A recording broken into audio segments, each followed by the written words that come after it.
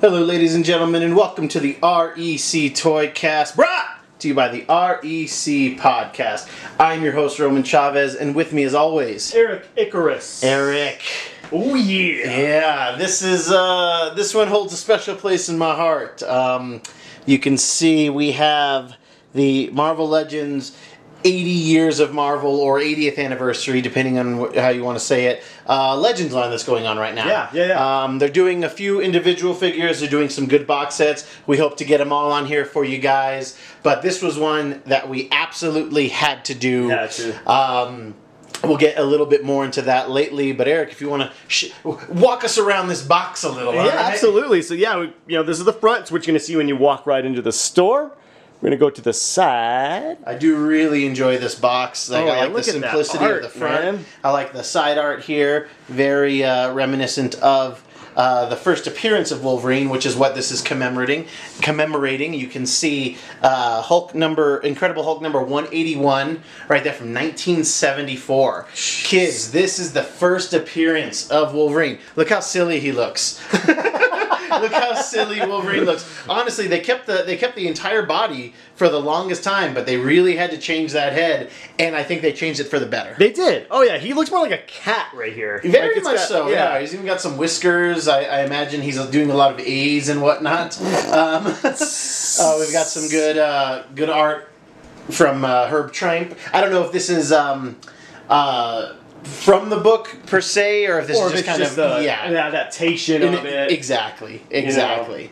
But yeah, it looks beautiful. We're gonna get this bad boy open for you. We're gonna crack it open, but I like this top part right here. Oh, I didn't like notice that, what they're doing. We've got this kind of Marvel embossed logo here, and I just think it looks beautiful.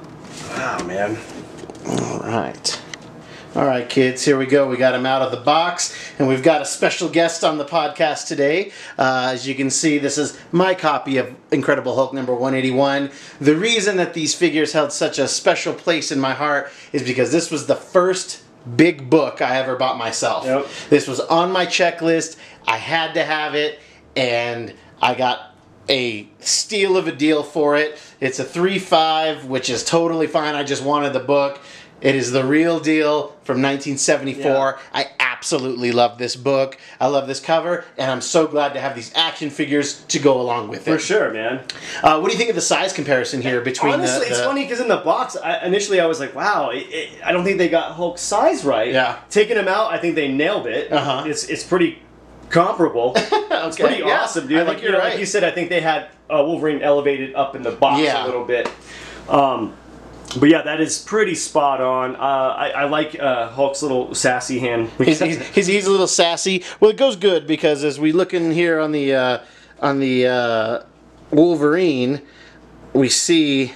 Let me just focus that a little bit better. Oh yeah, beautiful sculpt. I mean, it looks very much like the cover there. You can see in the back. Kind of has this old school shorter ears. Mm-hmm. And with the sassy Wolverine, or sassy Hulk, you get these nice. Oh, he can drop a little shoulder, show off a little, show off for the boys. You can see on that cover there, they're obviously fighting for Wendigo's affection because he's the man-eater. If you don't know the tale, all right, he's a man-eater.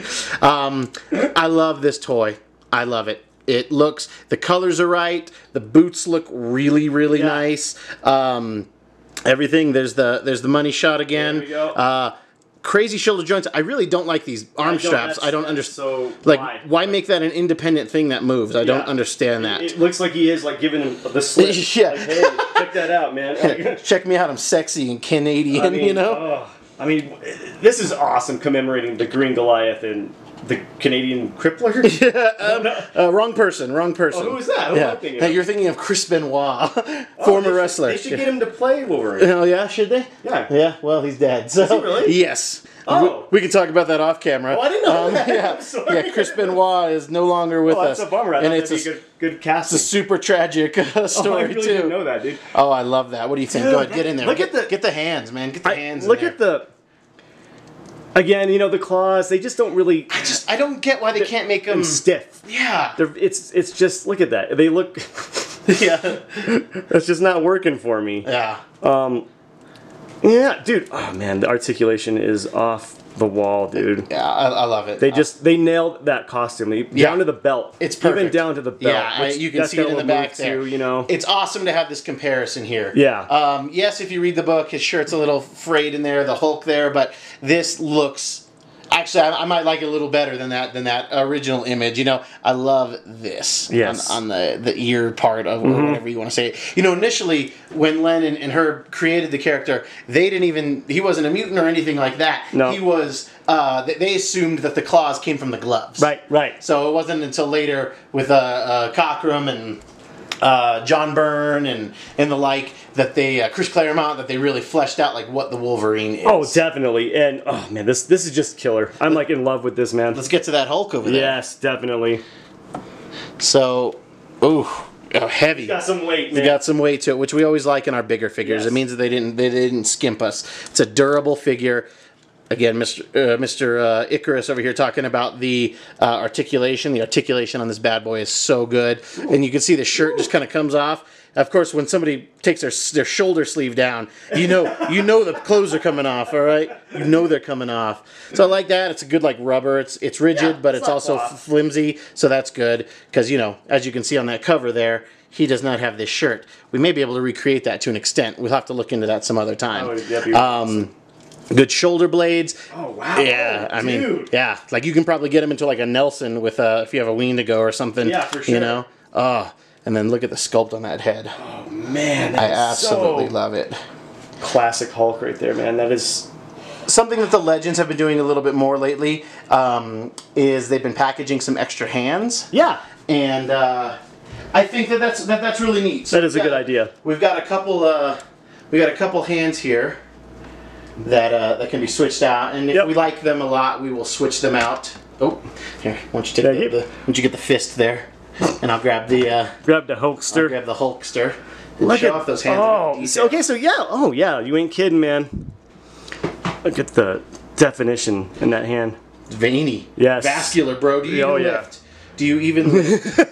Where's my other? Oh, the open hand. Yeah, the open hand. The it's coming at you. Maybe he's gonna read your mind. Hand. What do we like? Do we like that light? I think we like that. I think we like the light. But, oh man, did Wolverine come with his? He did. He came with hands like. See, that's it's a little weird when you have. But I'm okay with it because that's what I wanted when we did the X-Force Wolverine review. Yeah. And this is the first time I've seen Wolverine packed with just normal hands. I like it. So I do like it. You know, I'd rather have the claw hands than have like one claw, one not. Yeah. So if you're gonna do it, like let's just do claw hands. But if you're not, or if you are gonna package it, I like having the kind of the fist. Oh, for sure, man. Dang, this is just killer, man. I'm beyond impressed, man. I love what they're doing here. I love the and I love the idea of commemorating like comic book covers. Yes. A lot of collectors are super into covers. Oh yeah. So this having something like this, I wish they would have been packaged more like that. Yeah. Like the Hulk 181 cover, man. but yeah, it is. This is a beautiful set to have. Sure. I think we have a couple poses we want to try out. Definitely. All right. So as you know, we had done our Marvel Legends review of the Wendigo Build-A-Figure series a couple episodes ago. Go and check that out at REC Comics and Collectibles on YouTube. And you can see here for size comparison, this Wendigo's a little bit bigger. He's a little bit taller than Hulk. He's a little bit bigger. He's got a little bit more meat on him too. He's thick in the body parts, but the Hulk's pretty thick in the base. Yeah. Something interesting when Eric was posing these in their kind of fight pose here is that Hulk's really well balanced. He is, yes. It's not too top heavy. Like it stands up pretty good. Like we have him kind of resting on the edge there, but it's not really for that just because of space more than anything. Exactly. He could stand up on his own pretty easily. I like that because you remember when we were kids, man. The big figures were always tipped top right heavy. over. They fell over all the time. And, so also, cool thing with the Hulk was his hands are just the ones that came with him were just mirrored versions of his other hands. Yeah, which I think is cool to be able to have two fists, two open hands, and then a mix one of each. either. So I was able to do the pose from the comic book a little bit easier. But hands down, I'm giving this straight up an 8, man. Yeah. I love it. I love is it. Cool. I love it. It's a 9 for your boy, Roman. As far as commemorative stuff, this is... This is what I want out of the 80th anniversary figures. Go. Thank you. I really do. The only misstep is I really think they should have tried to pose it in the box like the cover. Right. For those who don't open these, that's perfect. Yeah, I would have really enjoyed it. What are some other commemorative ones? Just give me one or two that you would like to see covers or first appearances that you might be interested in. Man, let's see, right off the top of my head, you know what would be cool? Would be the Bullseye and Elektra. Yeah.